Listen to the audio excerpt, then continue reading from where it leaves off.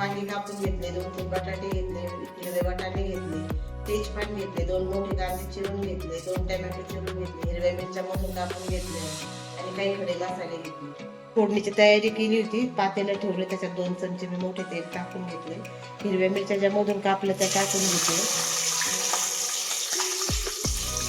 आणि मी लवंग, विलायची, काळी विलायची, लवंग, मिरे, दालचिनी असं टाकलेलं आहे. तुम्हाला जे टाकायचं ते तुम्ही टाकू शकता, तुमच्याकडे जे असतील मसाले.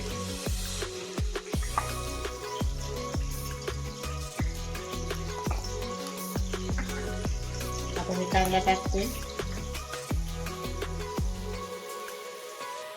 आणि आता तेजपान टाकते, 1 कढीपत्त्याची काडी टाकते आणि जो टोमॅटो चिरला होता तो टाकते.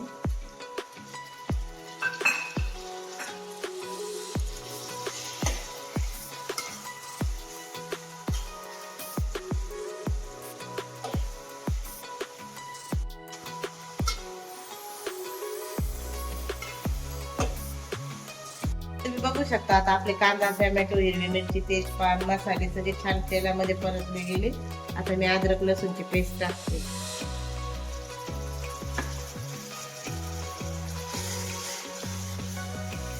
एक चमचा मी मीठ टाकते, तुम्हाला जसं पाहिजे तसं टाकायचं. त्याच्यामध्ये आता वांग्याचे काप टाकते, बटाट्याचे पण काप टाकते मी, वाटाण्याचे.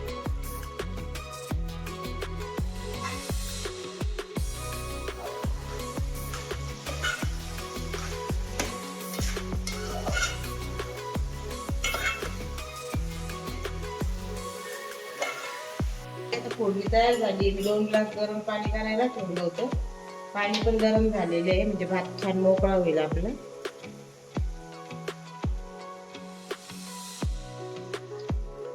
तर मी अर्धा किलो बासमती तांदूळ अर्धा तास पहिल्यांदा भिजत ठेवला होता. पाण्याला उकळी आली, आता मी तांदूळ टाकते.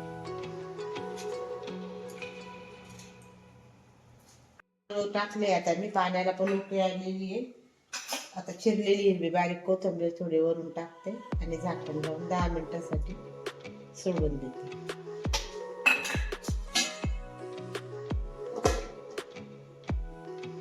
तर आता 10 ते 15 मिनिटं झाली, मी अजून झाकण काही काढलं नाही. आपलं मसाले भात छान तयार झाला असेल.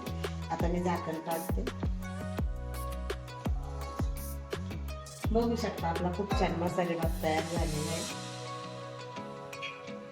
तर बघा आपला मसाले भात छान तयार झालेला आहे, अगदी मोकळा झालेला आहे. बघू शकता तुम्ही, एकदम छान तयार झालेला आहे. मी ज्या पद्धतीने केलं त्या पद्धतीने तुम्ही पण करून बघा आणि मला कमेंट करून सांगा तुम्हाला कसं वाटलं. तुम्हाला आवडलं तर चॅनलला लाईक, सबस्क्राईब नक्की करा. बाय.